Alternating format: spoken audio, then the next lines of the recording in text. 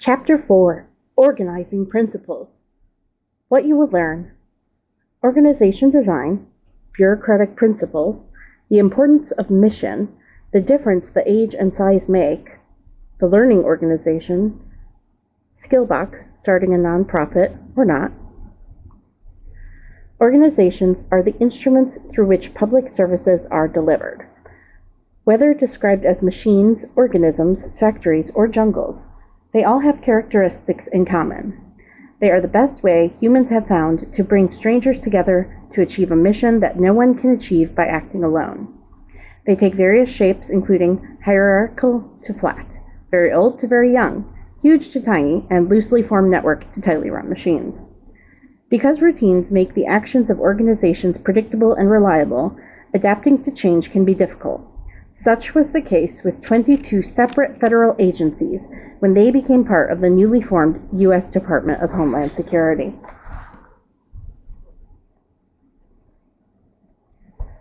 Reorganization, the case of the U.S. Department of Homeland Security. In 2002, 14 months after terrorists hijacked airplanes and slammed them into the World Trade Center and the Pentagon, killing nearly 3,000 people and injuring another 6,000, President George W. Bush signed into the law the U.S. Department of Homeland Security, DHS. The new department, which cobbled together 22 existing organizations into one, was the largest organization in the federal government in more than 50 years. The change involved 170,000 employees. Among the agencies corralled were the Coast Guard, Secret Service, Customs and Border Protection, Transportation Security Administration, Federal Agency Emergency Management, among others. The new department's mission is to prevent terrorist attacks and enhance security, secure and manage the borders, enforce immigration laws, and safeguard cyberspace and ensure the resilience to disasters. The primary justification for the creation of DHS was the need for a flatter, more decentralized organization that could combat terrorist groups by increasing collaboration across the agencies. The 9/11 Commission had found that the Central Intelligence Agency, CIA, and the Federal Bureau of Investigation, FBI, may have had the intelligence to predict the World Trade Center and Pentagon attacks, but the information had been siloed within each individual agency. Had the two been structured in such a way that enabled information sharing, a more robust defense strategy may have been set in motion. The Commission strongly advocated that a central mission of Homeland Security be delineated within an organizational structure that would enable sharing of information, resources, and decision-making across all its parts. The responsibilities of such an all-encompassing body brought together employees with multiple areas of expertise, ranging from immigration, emergency management, cybersecurity, and transportation administration. Although large at its creation, DHS is now even larger, with about 240,000 employees. Only the Departments of Defense and Veterans Affairs are larger. The new organizational structure was not a panacea. In fact, it produced its own problems. The loss of autonomy for some of the new department's agencies was a complication that lowered morale and disrupted routines. The goal for the creation of DHS was to develop synergies among the agencies that would lead to effective communication and collaboration. However, blending the diverse missions and activities across the agencies was a challenge. Emblematic of this was the fact that DHS now ranks among the lowest in morale among the large federal departments. Another problem that resulted from the reorganization is that the Federal Emergency Management Agency, FEMA, an organization that must move quickly when disaster strikes, had lost its capacity to respond effectively. When Hurricane Katrina hit the Gulf Coast in 2005, several boundaries that typically existed within decentralized organizations were no longer in place. The authority boundary defines who is in charge of what. The task boundary emphasizes who does what. FEMA's lack of leadership and delegation resulted in a breakdown that made Katrina the most catastrophic hurricane in U.S. history up until that time. Thus, post-Katrina reform has since focused on more formalized interdepartmental coordination. Size and diverse missions also cause problems. The scale of DHS means that an unmanageable number of congressional committees and subcommittees have jurisdiction over the department. The number has grown from 84 to 100 since the department was created. This extraordinary number of hearings and layers of reviews hinders efficiency as well as meaningful oversight. The DHS mission itself is come into question. The ambiguity of what Homeland Security entails, from immigration to cybersecurity, from transportation safety to protection from pandemics, it has led to some mission creep. This makes it difficult for the department's many components to stay focused on the ultimate purpose. The centripetal desire to achieve Homeland Security competes with the centrifugal forces of each separate union's mission, whether it's disaster response or fighting cybercrime. Though few would argue that the logic for creating a Department of Homeland Security would manage, many would agree that it has failed to live up to its expectations. I can't do this.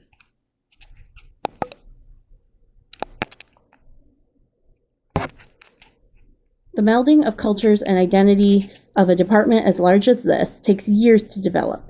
Communication across its many components is still problematic. Identification with DHS and its accomplishments has yet to come to function. The lessons of the reorganization touch all aspects of organization design: mission, workforce characteristics, financial resources, information and communication channels, structure, coordinating mechanisms, culture, time horizon, decision-making processes, incentive systems, size, partisan politics, public trust, public scrutiny, and policies and procedures. Questions to ponder. 1. What are the organizational dynamics that complicate a well-intended restructuring? 2. There are cross-cutting tensions in large departments. Did the creation of Department of Homeland Security reduce or compound the tensions that existed between its components? 3. How does congressional oversight of executive agencies affect their performance? Organization design. Organization theorist Henry Mintzberg made these mysterious creations we call organizations easier to understand when he defined their various structures and identified the coordinating mechanisms that make them work. There are 3 essential elements: the strategic apex, the middle line, and the operating core, as depicted in 4.1. Ultimately, the accountability for actions of the organization rests at the top with the director of the agency or board of directors. The middle line are managers who serve as a bridge between those who do the work of the organization at the operating core and those who are situated at the strategic apex and set direction. When depicted in a diagram, organizations are pictured as a pyramid, with those directing the work at top, those doing the work of the organization pictured at the bottom, and those in the middle serving as the link between the top and bottom. The hierarchical depiction is used to show that authority flows downward. The higher someone is placed in the pyramid, the more power their position possesses. In government organizations, the strategic apex is understood to be the director. But it is understood that the elected executive, whether mayor, governor, or president, is the appointing authority and has ultimate authority over the director. And of course, legislative bodies and courts have constitutional authority to provide oversight. Likewise, in nonprofit agencies, those at the strategic apex are the director and the board of directors. What is it, pumpkin?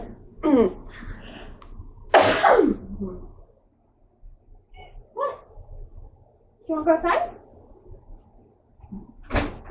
You want to go outside? You want a treat?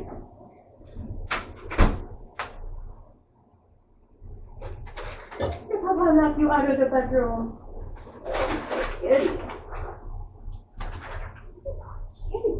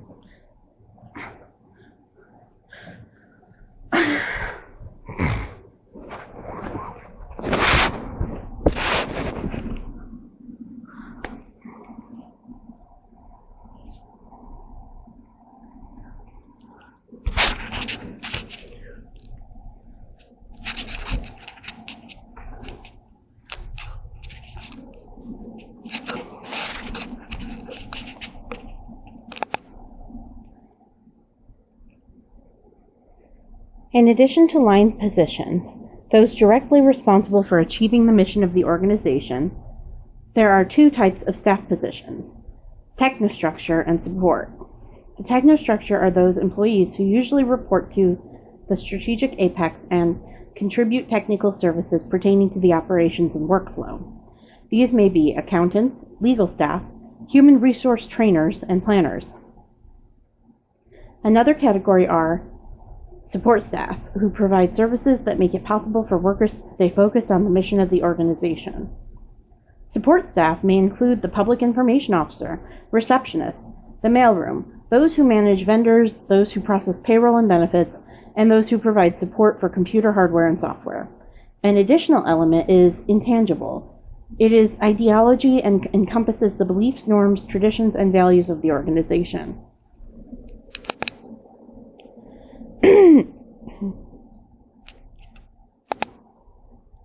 Mintzberg describes all organizations as having some version of all 6 parts: strategic apex, middle line, operating core, technostructure, support staff, and ideology. Although the importance of each varies according to the organization's mission, size, age, workforce, environment, and degree of centralization, in order for people in the organization to work in concert with one another and capitalize on the resources available, people, money, information, and time, there are coordinating mechanisms that enable people to work toward a common goal and deliver uniform outputs in pursuit of the mission. These include mutual adjustment, direct supervision, and standardization of work processes, outputs, skills, and norms.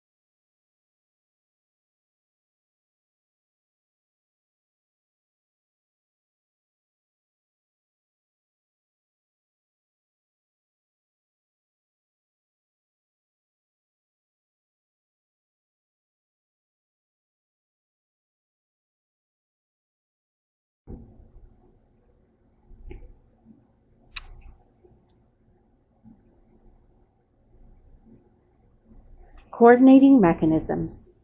Mutual adjustment achieves coordination by the simple process of informal communication between employees. This is most often used in very small organizations, such as small nonprofits that have only a few employees. There is no need for formal policies because face-to-face communication among the workers is sufficient to coordinate work. Direct supervision is achieved by managers issuing instructions and monitoring the work of subordinates. Standardization of work processes is used when a lot of employees perform the same tasks and uniformity of process and output is important. The organization develops procedures that everyone must follow in order for the workflow to flow predictably and reliably. An example is vocational rehabilitation services, where the ultimate goal is to help citizens receive education, training, or medical services that will enable them to become employed. The ends differ based on each client's needs and skills, but the processes are similar across all clientele. Standardization of outputs achieves coordination by specifying what the results of the work must be. The organization specifies performance targets and workers must achieve them. Workers may vary in how they achieve the outputs, but everyone's outputs must be similar. An example of this method is found in job training programs, where output must be measured in the competencies, or in the case of colleges, the output is bachelor degrees. Standardization of skills and/or knowledge is a type of coordination achieved by hiring workers who are already trained to perform their jobs. This form of coordination is found in the military, which provides job-specific training to recruits before they are assigned to duty stations. It is also found in professional organizations who hire staff already trained, such as schools, universities, healthcare facilities, and social services agencies. Standardization of norms is an intangible coordinating mechanism that is found especially in mission-based nonprofits. The values, traditions, and norms infuse the organization so that everyone functions according to the same set of beliefs and priorities. Religious organizations are an example. One of these coordinating mechanisms would be applied throughout the organization, and especially at level of operating core. The resulting design resembles one of 5 basic configurations: simple structure, machine bureaucracy, professional bureaucracy, divisionalized form, and adhocracy. Although each of these types sounds clear-cut, contemporary structures are often a hybrid of these configurations, with features that are primarily of one, but which include some features of another.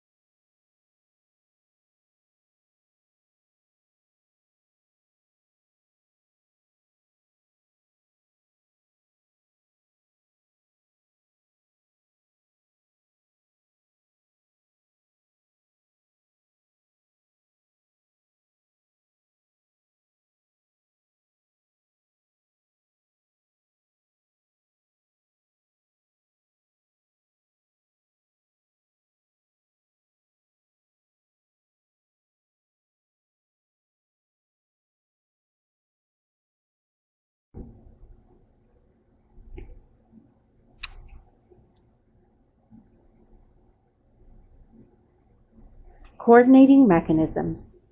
Mutual adjustment achieves coordination by the simple process of informal communication between employees. This is most often used in very small organizations, such as small nonprofits that have only a few employees. There is no need for formal policies because face-to-face communication among the workers is sufficient to coordinate work. Direct supervision is achieved by managers issuing instructions and monitoring the work of subordinates. Standardization of work processes is used when a lot of employees perform the same tasks and uniformity of process and output is important. The organization develops procedures that everyone must follow in order for the workflow to flow predictably and reliably. An example is vocational rehabilitation services, where the ultimate goal is to help citizens receive education, training, or medical services that will enable them to become employed. The ends differ based on each client's needs and skills, but the processes are similar across all clientele. Standardization of outputs achieves coordination by specifying what the results of the work must be. The organization specifies performance targets and workers must achieve them. Workers may vary in how they achieve the outputs, but everyone's outputs must be similar. An example of this method is found in job training programs, where output must be measured in the competencies, or in the case of colleges, the output is bachelor degrees. Standardization of skills and/or knowledge is a type of coordination achieved by hiring workers who are already trained to perform their jobs. This form of coordination is found in the military, which provides job-specific training to recruits before they are assigned to duty stations. It is also found in professional organizations who hire staff already trained, such as schools, universities, healthcare facilities, and social services agencies. Standardization of norms is an intangible coordinating mechanism that is found especially in mission-based nonprofits. The values, traditions, and norms infuse the organization so that everyone functions according to the same set of beliefs and priorities. Religious organizations are an example. One of these coordinating mechanisms would be applied throughout the organization, and especially at level of operating core. The resulting design resembles one of 5 basic configurations: simple structure, machine bureaucracy, professional bureaucracy, divisionalized form, and adhocracy. Although each of these types sounds clear-cut, contemporary structures are often a hybrid of these configurations with features that are primarily of one, but which include some features of another.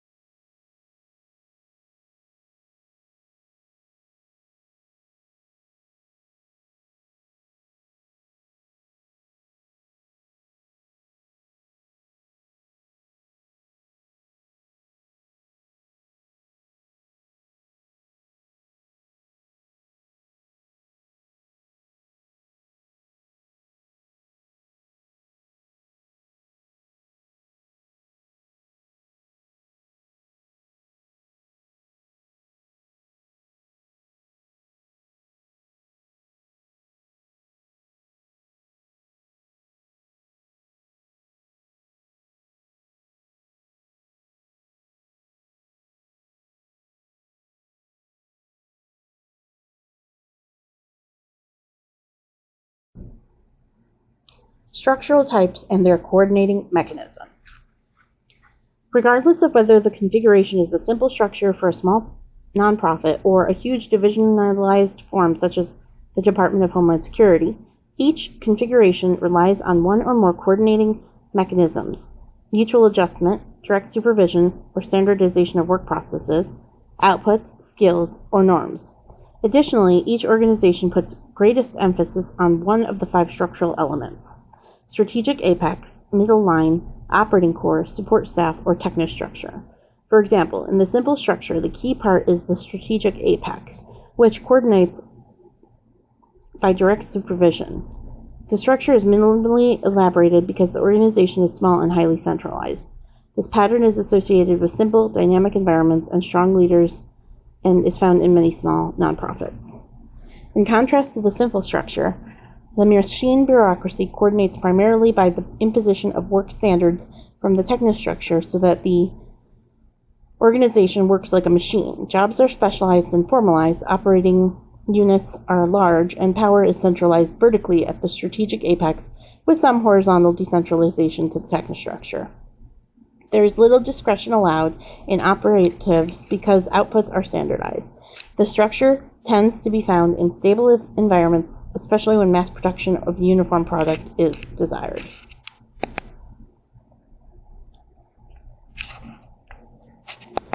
The professional bureaucracy relies on standardization of skills in its operating core for coordination. Jobs are highly specialized, and the work is standardized only insofar as the workers' professional training and experience have taught them.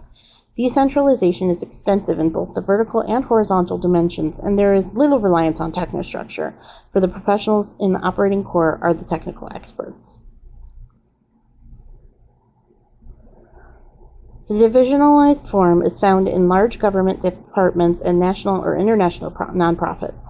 In all these cases, multiple missions or an overarching mission with multiple subordinate missions require separate structures within the larger divisionalized form. Power is delegated from the strategic apex to respective divisions in the middle line. There, the work is coordinated by the standardization of processes and/or outputs through the performance control systems and reliance on policies and procedures. Adhocracies are young, flexible structures created to achieve a particular purpose. They tend to be small startups, coordinated primarily by mutual adjustment among its parts. The structure is decentralized in both the vertical and horizontal dimensions. Liaison devices such as project leaders and task forces are used extensively so that communication travels accurately and quickly from one work group to another. These structures are found in complex, dynamic environments where work is non-programmable.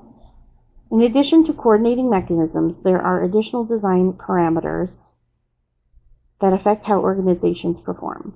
These include how work units are grouped, their size and degree of decentralization, and the sorts of liaison devices that are used, such as teams and task forces. Beyond these basics, additional factors of age, size, and the degree of politicization surrounding the mission affect the application of design features. All of these attributes create the unique architecture of each agency.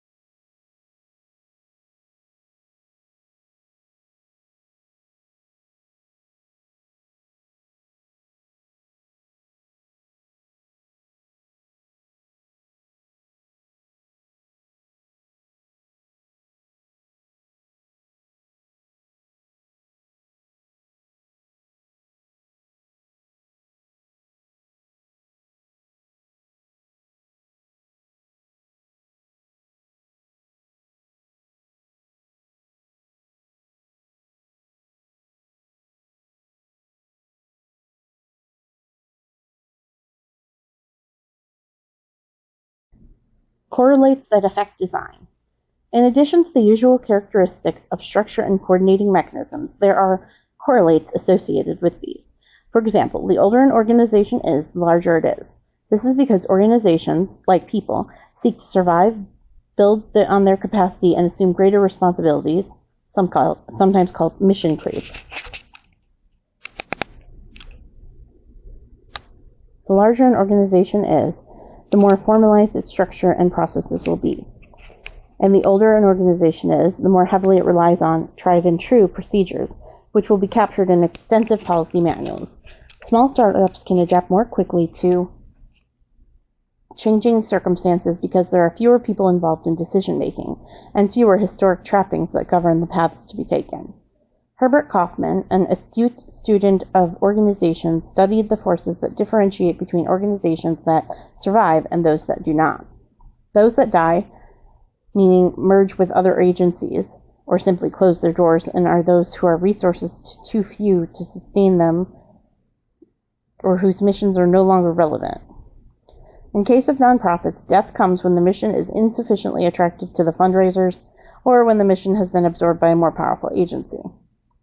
In the case of public agencies, death is rare because problems do not get to government until a need is so great that it cannot be addressed by business or the nonprofit sector, and yet the public demands a response. Thus, the problem is large, and the political consensus is that it must be addressed. The size and scope of the problem ensures longevity for the newly created agency. Changes that may occur with government organizations, however, include the agency's name as it expands, contracts, or clarifications in its mission. For example, the Federal Centers for Medicare and Medicaid Services, CMS, is an agency within the U.S. Department of Health and Human Services. It was once previously known as Healthcare Financing Administration, HCFA. The name change was largely symbolic, designed to emphasize the service in Medicare and Medicaid programs.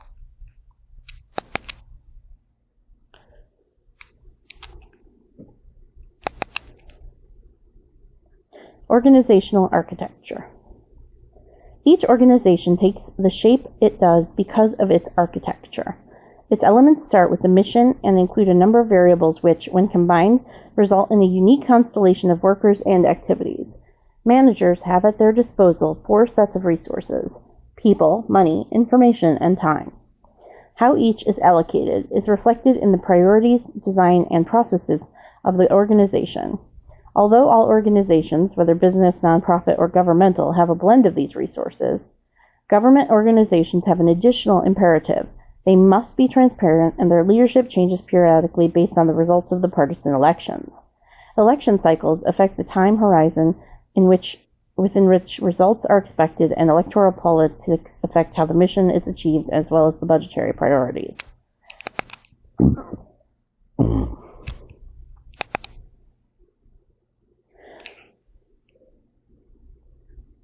Table 4.1, Architectural Elements of Public Service Organizations.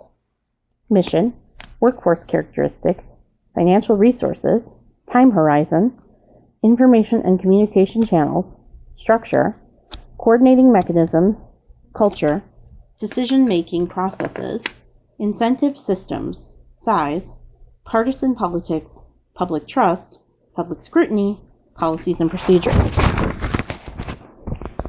As shown in Mintzberg's enumeration of structural elements and the architectural elements listed in the table, there are a variety of options for how to design public agencies. Organizations that require tight control, standardization of processes, and uniformity of output, such as law enforcement and disaster response, employ a classical hierarchy in the form of a machine bureaucracy. In contrast, work that requires the discretion of the part of workers and relies on a professionally well-trained workforce will employ a heterarchy, such as is found in professional organizations. And community arts programs are likely to rely on loosely networked groups that exercise a great amount of discretion and autonomy. In other words, there is not one right way to structure an organization.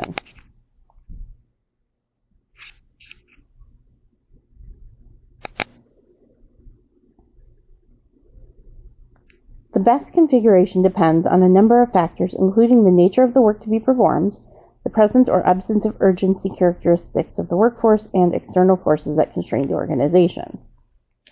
Whatever configuration results, the architectural elements makes a blend to form a cultural milieu within each organization, whether it is young or old, small or large, politicized or not.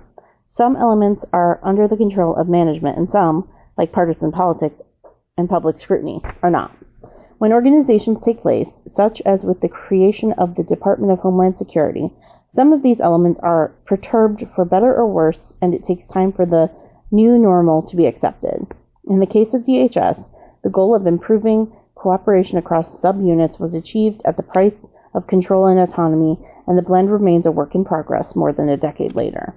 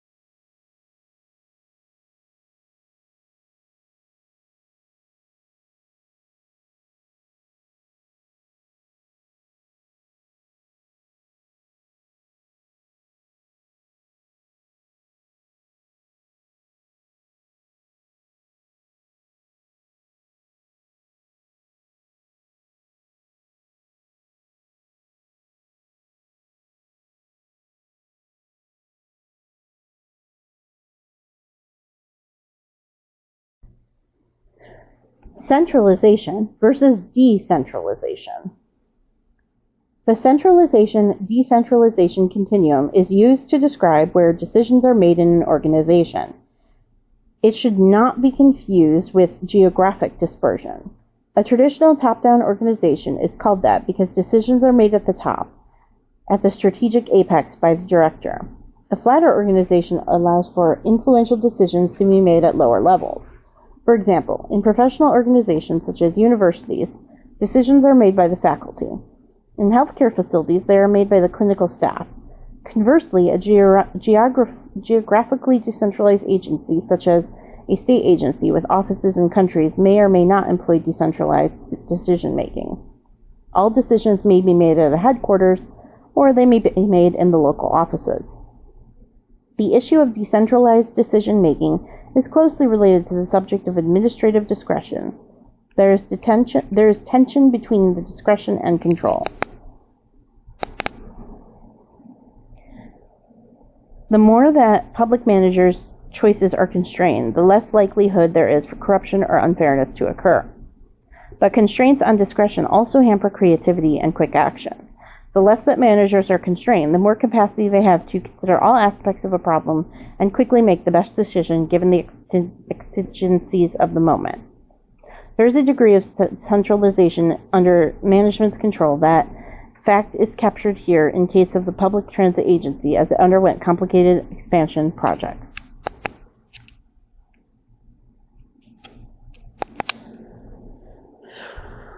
Decentralized decision-making in a public transit agency.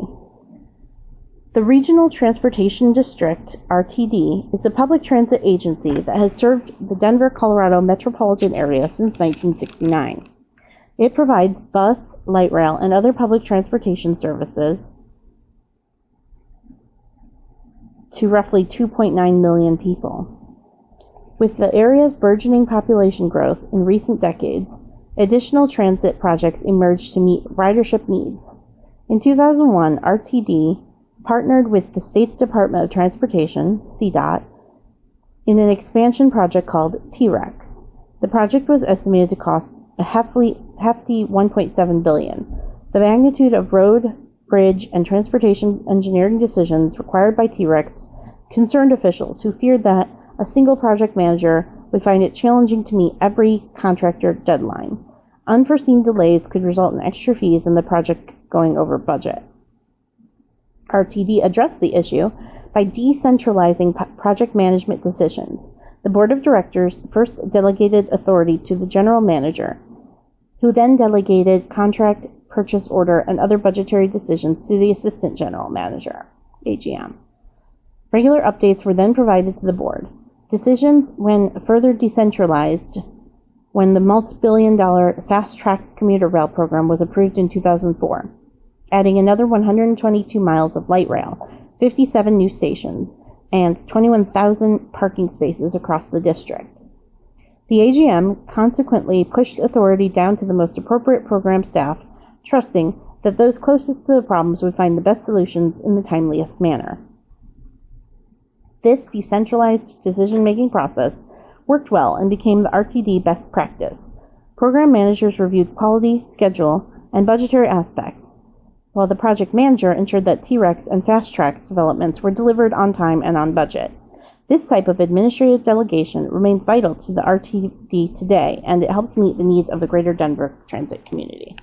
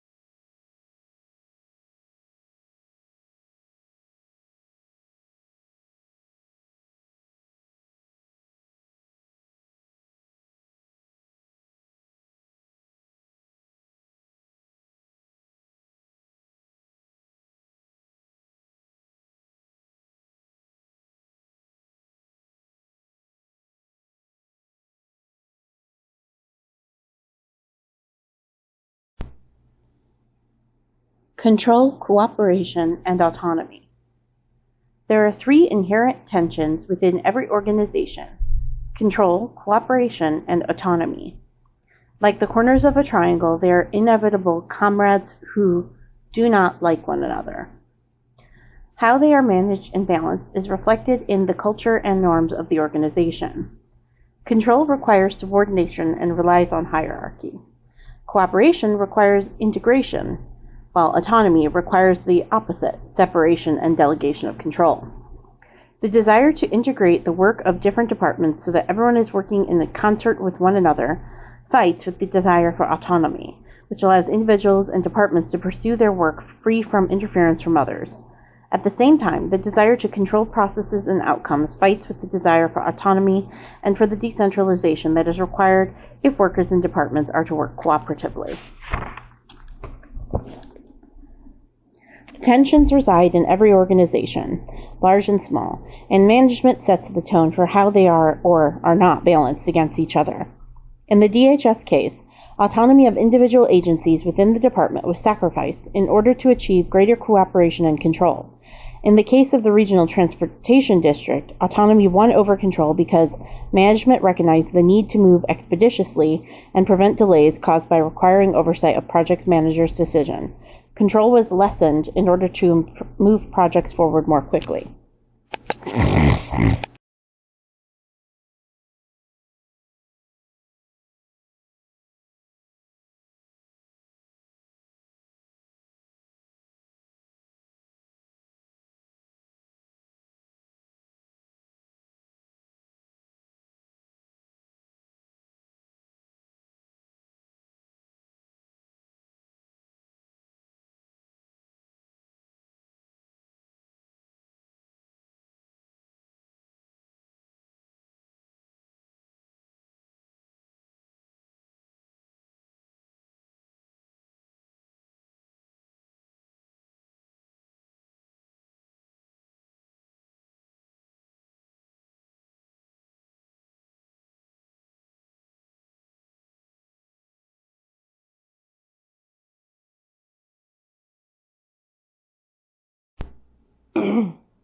Organization theory. The rise of urbanization and industrialization in the late 1800s and early 1900s heightened attention to formal organizations. Two contemporaries, Frederick Taylor, 1856 to 1915, an American engineer, and Max Weber, 1864 to 1920, a German sociologist, significantly advanced scholarly attention to the workplace. While Taylor crafted a theory of scientific management that focused on the relationship between management and labor, Weber focused on the formal structure of large organizations, whether churches, armies, or businesses.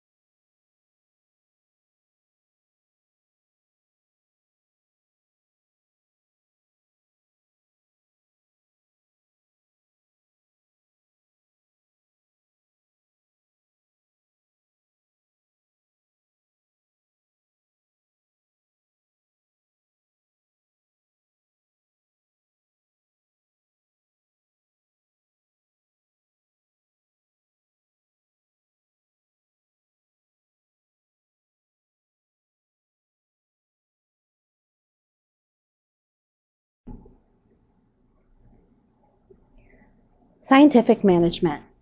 An industrial engineer, Frederick Taylor, studied the relationship between managers and workers and developed prescriptions for how to improve performance. These are listed in Table 4.2.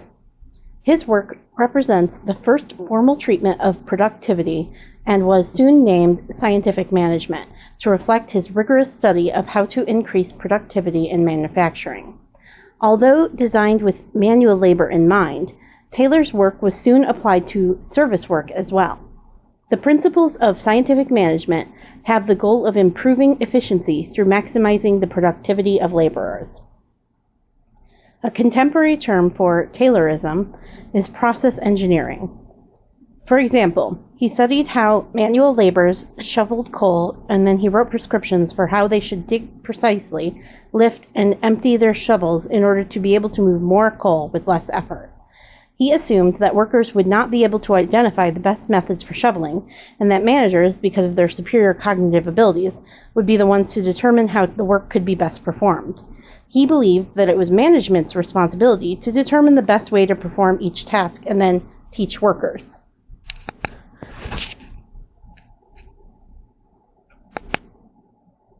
By systematizing work function, scientific management emphasized the impersonal nature of the workplace, such as the workers were viewed as interchangeable parts. Taylor assumed that, with capable management, any worker could be replaced and trained to perform the same functions. Personality and temperament were thought to be of little importance, and with proper management, each worker could be trained and rewarded for following the exact methods prescribed by management. Taylor also assumed that workers perform in order to satisfy their economic needs, and his work overlooked internally driven social and personal needs. Because of his focus on extrinsic rather than intrinsic rewards, he believed that piece rate pay was the best method for compensation because it linked workers' performance to their pay. The more coal they moved, the more they were paid. Now reviled more than revered, many of today's assumptions about compensation nevertheless continue to be based on Taylor's assumptions. For example, pay for performance is similar to price rate pay. The assumption is that if someone is to earn more, they must work more, and pay for performance assumes that the work is measurable. Workers subjected to such pay systems often argue that much of what they do cannot be measured, that quality of work is more important than quantity, and that there is too much subjectivity on the part of the supervisors when it comes to judging who is performing well and who is not.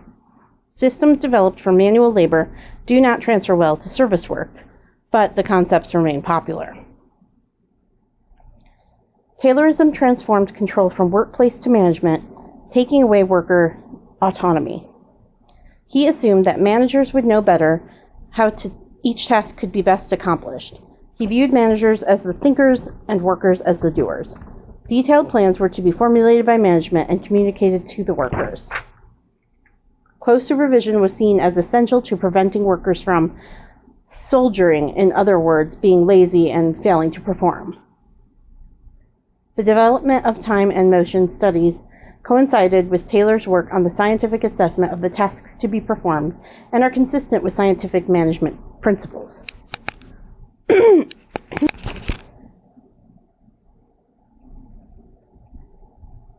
Scientific management assumed that 1. Piece rate is the best way to motivate workers to maximize their productivity. 2. Employees are motivated by extrinsic, not intrinsic rewards. 3. Employees must be closely supervised and their output monitored because they will only produce when they are being watched. And 4. Employees are interchangeable parts such that new employees, once trained, can replace those who left with no loss of productivity.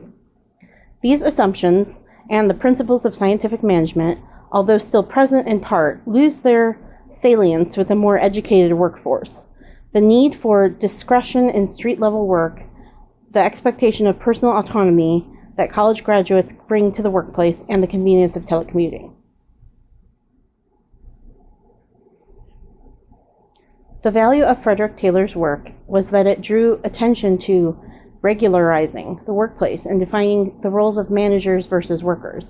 The principles worked well in assembly line production, but public service is a very different environment. Workers are educated, and situations are often ambiguous and best understood by the workers themselves. The work relies on knowledge workers, those who perform as much self-directed as mandated by one supervisor. Much of the public service requires interacting with multiple constituencies, using discretion, and exercising initiative and public service motivation.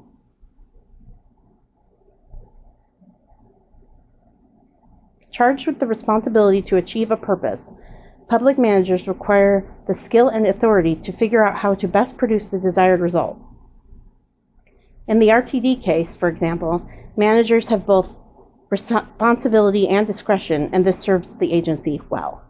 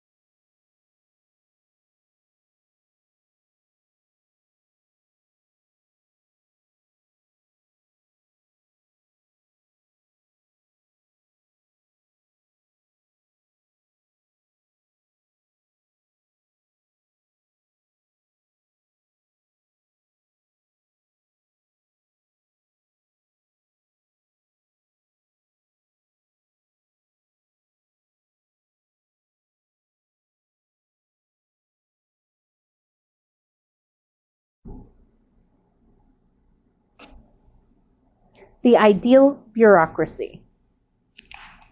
About the same time that Frederick Taylor was puzzling over how to achieve efficiency in manufacturing, a German sociologist, Max Weber, was focusing on an organization from a holistic perspective. His work culminated in a delineation of the elements of formal organizations that contribute to reliability and predictability.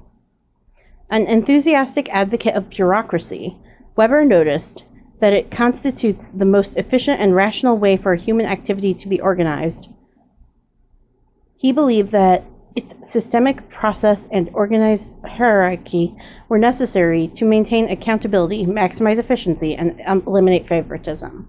He argued that bureaucracy is the best design to advance the modern state. It bears mentioning that at the time Weber was writing, the term bureaucracy had a positive connotation. It was seen as a progressive term that stood for good organization, fair processes, and efficient production.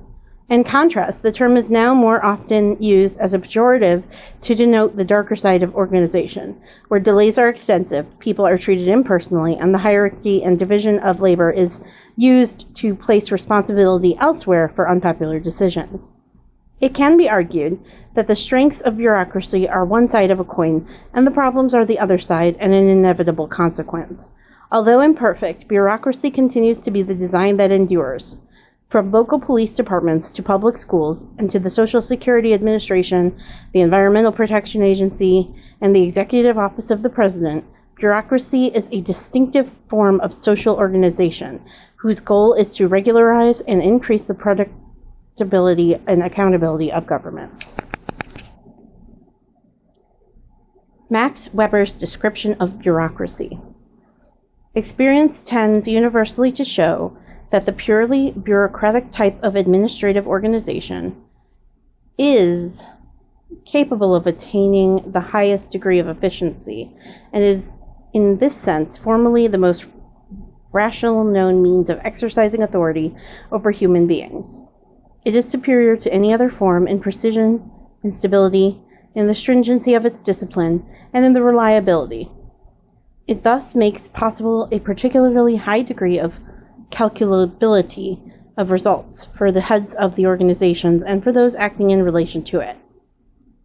It is formally capable of application to all kinds of administrative tasks. This is true of the church and state, of armies, political parties, economic enterprises, interest groups, endowments, clubs, and many others. Its development is, to take the most striking case and the root of the modern Western state. Table 4.2. Elements of Weber's ideal bureaucracy. Employment is based on education and training rather than patronage of family ties. Scalar chain of command. Hierarchical top-down pyramid-shaped. Delegation of authority commensurate with responsibility. Division of labor where jobs are well defined. Limited span of control. Employees are paid for their work in a systemic salary structure. Reliance on written documentation.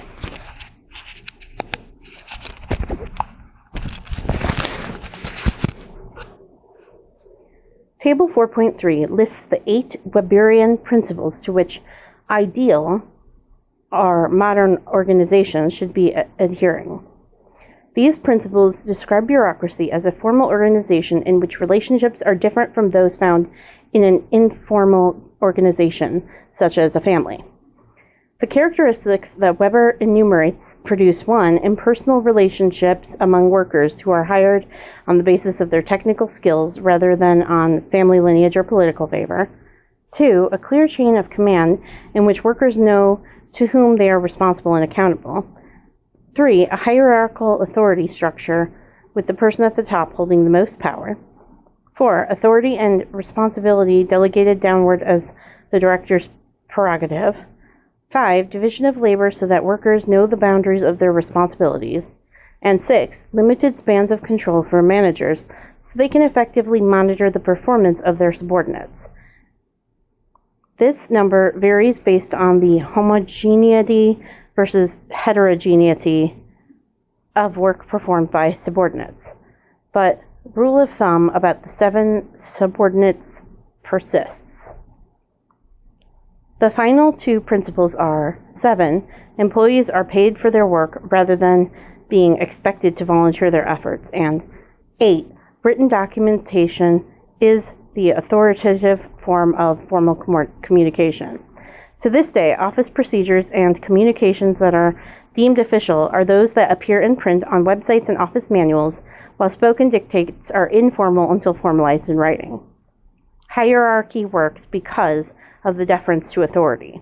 To elaborate on this, Weber notes that there are 3 types of authority: traditional, charismatic, and legal rational. Of course, of these, it is the legal rational that occurs in bureaucracies. In traditional authority, legitimacy is derived by socially scripted roles. For example, in paternalistic societies, the father is the ascribed power. In charismatic authority, legitimacy is derived from the personality and leadership qualities of a person, regardless of their social family rules. The essence of authority in formal organizations, bureaucracies, derives from the legal rational model, where authority is ascribed based on the rank one holds. In other words, authority in bureaucracies is a function of one's post, not a function of one's family ties or wealth or personality. As clear-cut as those sources of power seem, it is nevertheless true that power actually accrues through blends.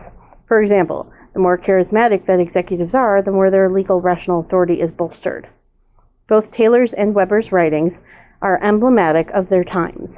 Industrial production was skyrocketing and urbanization was driving the need for governments to do more. Both theorists developed models that assumed stable environments, a sufficient supply of educated managers, and a ready supply of workers willing to take orders. Their seminal work propelled the Industrial Revolution and growth of government as it raced to develop the organizational infrastructure to pursue public purposes.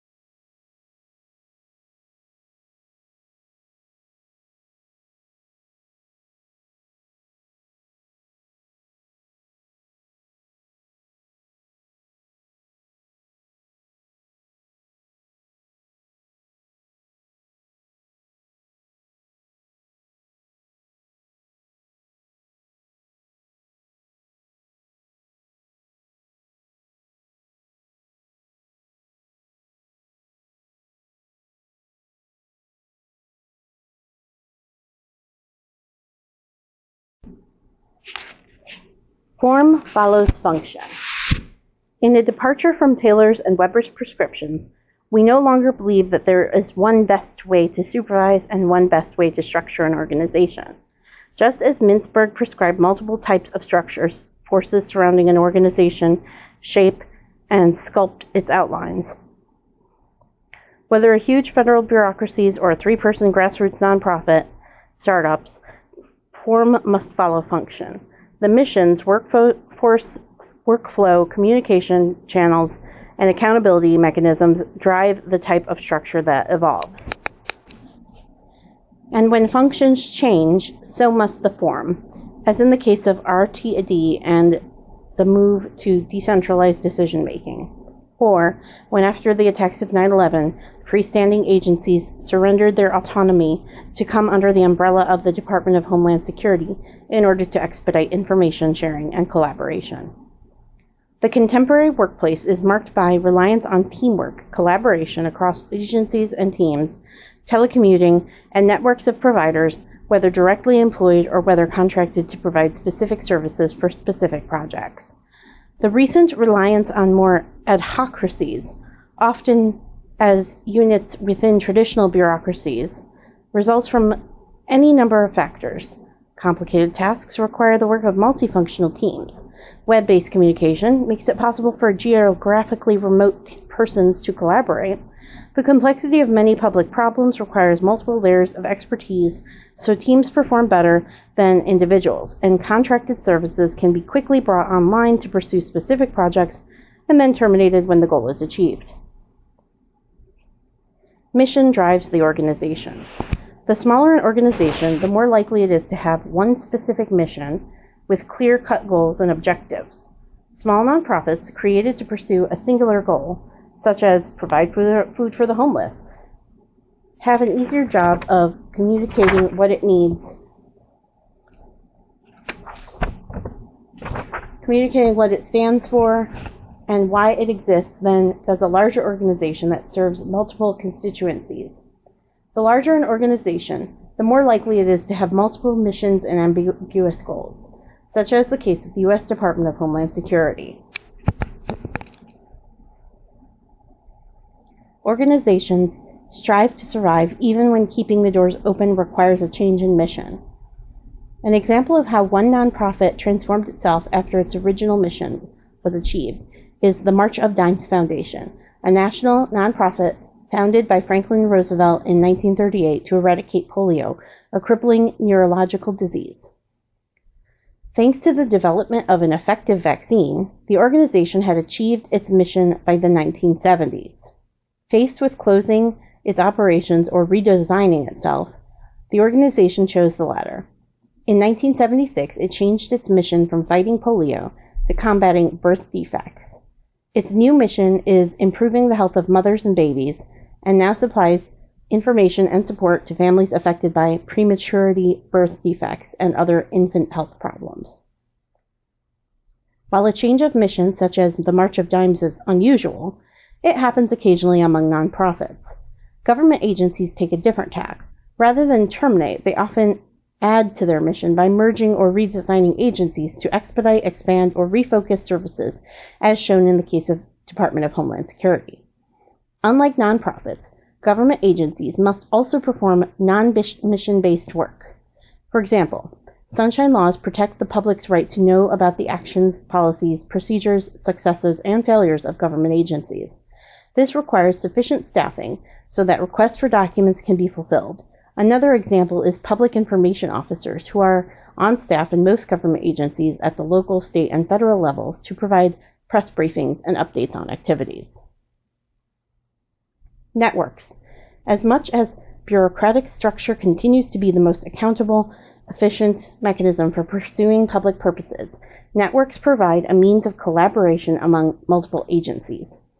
Networks arise when multiple organizations are addressing the same problem and realize the value in sharing perspectives, information, and effort. For example, to address the problems of unemployment, a job development and training network may consist of representatives from the State Department of Labor, the city's Community Development Agency, community colleges, and the local Chamber of Commerce. Each entity's representative brings information to share, and together they can develop a collaboration and outreach that will generate solutions that no single actor could develop by working alone. Unencumbered by the restrictions of hierarchy, networks are flat organizations, more often informal than formal. With no clear chain of command, each representative is a node in the network, bringing to bear expertise that would otherwise be absent. In this way, networks enable collaboration. The term collaboration and collaborative networks are often used interchangeably.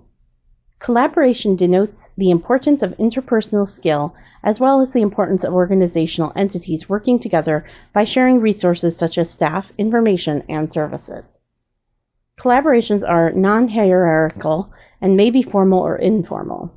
They are either self-organizing or organized by someone in a position of authority, such as the mayor.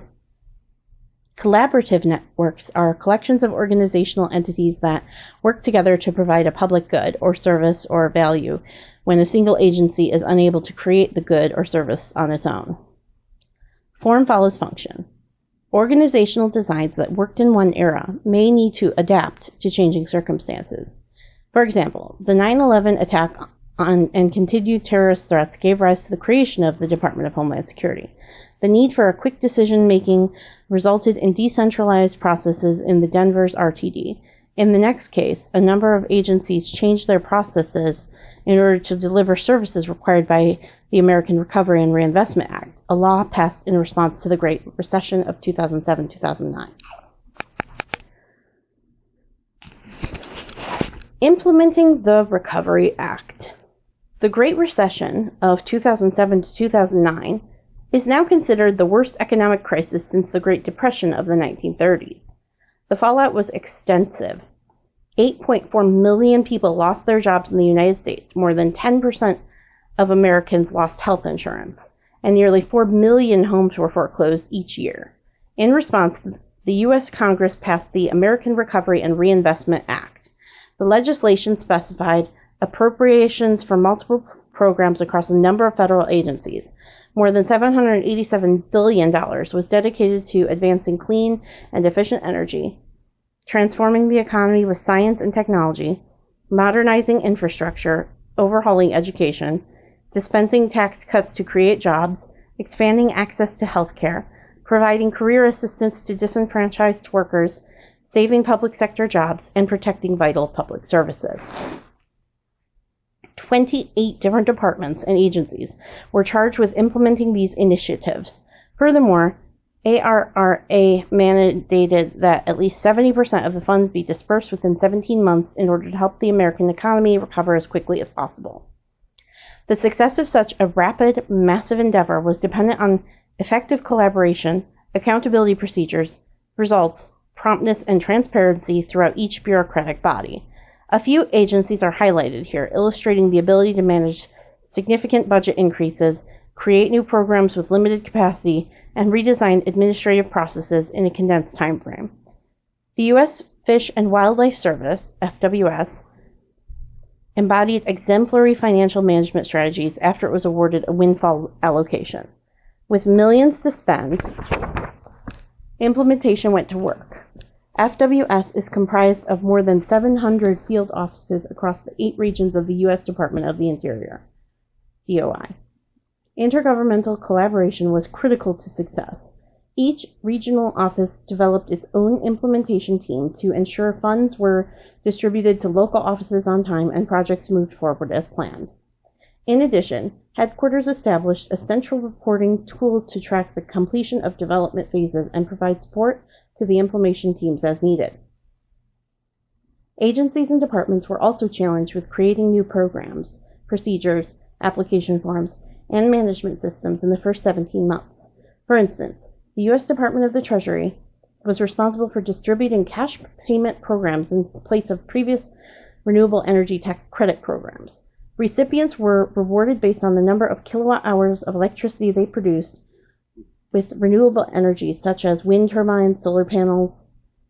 Interdepartmental collaboration was key. Treasury quickly partnered with the Department of Energy, which provided the technical expertise necessary to assist with designing an application website like data collection system and awarding process. Between July 2009 and September 2010, $5 billion in renewable energy cash payments were distributed. Finally, many traditional administrative processes were not sufficient to achieve the goals of ARRA. Redesign was a must in each agency. The U.S. Department of Veterans Affairs, VA, underwent a monumental shift in its general business-related procedures. A Recovery Act team was gathered to oversee all strategies such as shortening the contractor invoice processing time from 30 days to 1 week. A group also created a method to revalidate small business contractors in the registration system, developed a reporting tool, and instituted weekly meetings to assess the program toward target goals. These processes were made visible to all VA managers, which simultaneously triggered a healthy bout of competition throughout the department. Teams contended with each other to successfully implement ARRA projects on time and on budget across the VA. These are just a few examples of how bureaucracies adapted to accommodate the rapid deadlines, changes in billing and contracting procedures, and staffing needs. The circumstances demanded it. Form followed function, and none of this could have been achieved without formal organization.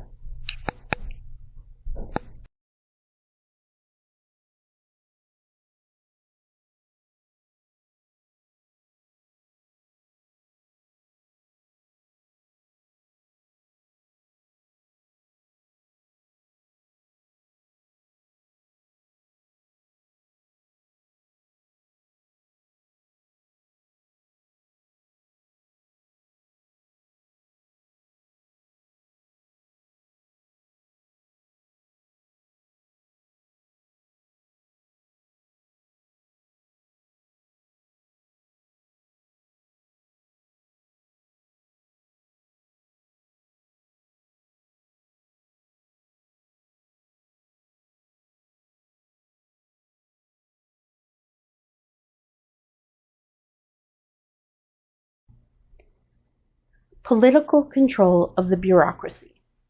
Government bureaucracies are agents working at the behest of elected officials.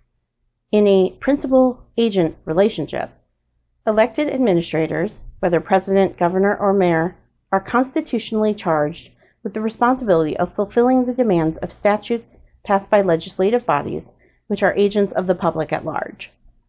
Career staff are hired on the basis of their expertise and are expected to perform the duties delegated to them. All this is true in theory. In reality, however, processes are neither as smooth nor as linear. Experienced public managers have worked in the same agency across the tenure of a number of elected officials and watched them come and go along with their unique priorities. The savvy manager knows that there are ways to delay an unworkable order until the next administration takes office. To combat this, legislatures may place excessive regulations on administrative discretion, intending to constrain managers' actions. These constraints, in turn, result in workarounds by experienced managers. The reality of this vicious cycle causes elected officials to want to be able to appoint senior executives who share their political goals and are more likely to expeditiously pursue their objectives. On the other hand, savvy political leaders know that respected public managers have the most knowledge about what will and will not work. Thus, the tension increases or subsides based on the relationship between elected and career officials. Bureaucracy is not an obstacle to democracy, but an inevitable complement to it. Joseph A. Schumpeter. Reorganization is one means by which the newly elected officials attempt to gain control of the bureaucracy. A reorganization strategy has the benefit of giving the appearance of forward-moving change. It also has the potential of shaking up comfortable routines that have outlived their usefulness. Sometimes, reorganizations result in positive change, but that is not always the case. When change occurs, it results in some people gaining power and prestige and in some losing powers and status. It may reconfigure communication channels and improve or stymie the flow of information. In the case of the ARRA, reorganization was necessary to adapt the policy change brought by legislation. Reorganization may also be a response to public demands for change, such as the creation of DHS. In sum, when changes are made in an organization's design, there are ripple effects that affect many. Sometimes they produce good change, sometimes they produce only the appearance of change, and sometimes they gut an organization of its strengths. Reorganizations are more likely to have positive results when there is a consensus within the organization that drives the changes. This is what occurs in a learning organization.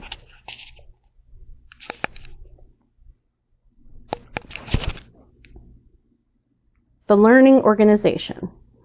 The case of RTD demonstrates the reliance on decentralized decision-making in order to expedite services. As demonstrated by the RTD's success, the ideal is for organizations to learn from their performance, identify areas where they fall short, and make adjustments in organizational design, processes, or allocation of resources to rectify the shortcomings. Organizations that succeed are called learning organizations, for they have identified a problem and self-corrected, followed by monitoring and subsequent adjustments as needed. Organizations that fail to learn fall behind in performance. Learning organizations are characterized by behaviors that are dramatically different from the assumptions of scientific management. Rather than focusing on specific tasks, systems thinking is required. This involves looking at the whole organization and understanding how its various units relate to one another. By seeing the big picture, those within the organization can distinguish patterns that work and those that need improvement. This way of thinking looks for connections between the units and expects workers to be thoughtful about how they operate, the actions they take, and which of these result in successes or failures. It also requires everyone to be committed to continuous learning, striving to develop themselves, and to be open to change. A clear mission that enables a shared vision elicits commitment and binds an organization together.